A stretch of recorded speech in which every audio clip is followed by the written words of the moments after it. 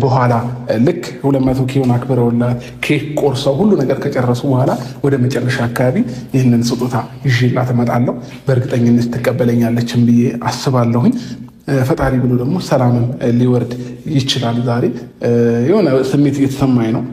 ጥሩም መጥፎም አልለውም፣ ብቻ በመሀል አይነት ስሜት ላይ ነው ያለሁትና እኔም ውስጤ እርፍ ቢል በጣም ደስተኛ ነኝ ማለት ነው ቤተሰቦቼ። ስለዚህ ኤፍሬም ስለሆነ የጠራት ልክ ስትመጣ እኔም ካየችኝ ኦልሬዲ ነገሮች ሊበላሹ ይችላሉና እኔ ወደ ውስጥ እደበቅና መጨረሻ ኬክ ቆርሰው ምናምን ሁሉ ነገር ከጨረሱ በኋላ እመጣለሁኝ ማለት ነው ቤተሰቦቼ። እና ሁላችሁንም ከልብ አመሰግናለሁ። ቢንም፣ ኤፍሬምም፣ አንዋርም እንደዚህ ደግሞ አንድ አይነት ለብሰን የመጣ ነው። ከላይ ነጭ ተነጋግረን የመጣ ነው።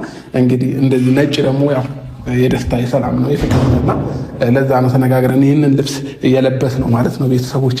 እንግዲህ ሁላችሁም ጸሎት አድርጉልኝ ነገሮች እንዲሳካልን በሰላማዊ መንገድ ዛሬ እኔና ሩታዬ ወደ ቤት መግባት እንዲሆንልን ሁላችሁም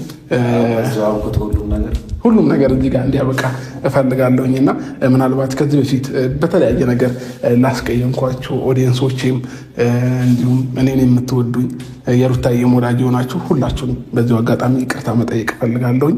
ምናልባት በማወቅም ባለማወቅም ብዙ ነገር አጥፍቼ ሊሆን ይችላል። አንዳንድ ጊዜ ልጅነትም አለ ብዙ ነገር አለና ግን አብረን ሳቋረጥ ማለት ነው ያው አንዳንዴ ኮሜንት አነባለሁ፣ በውስጥ መስመር የሚያወሩኝ ሰዎች አሉ። አብረሽ ትናንትናም ሩታን ለማግኘት ሞክሬ ነበርና ይቅርታ ለመጠየቅ ስትሄድ እዛ የሆነ የምታወራ ነገሮች አሉ ስሜታዊ ሆነ ምናምን ነገርና ዛሬ ግን ማድረግ ያለብህ ነገር አንተ ምንም ነገር ወሬ አታወራም፣ ምንም ነገርም ትርፍም ወሬ አያስፈልግም። መተህ ይቅርታ ብቻ ነው። ምክንያቱም ሩታ እያለች የነበረው ይቅርታ ለማለት ይመጣል፣ ግን ይቅርታ እኔ ጋር ሲገናኝ ሌላ ነገር ነው እያወራ ያለው እያለች ያለችው።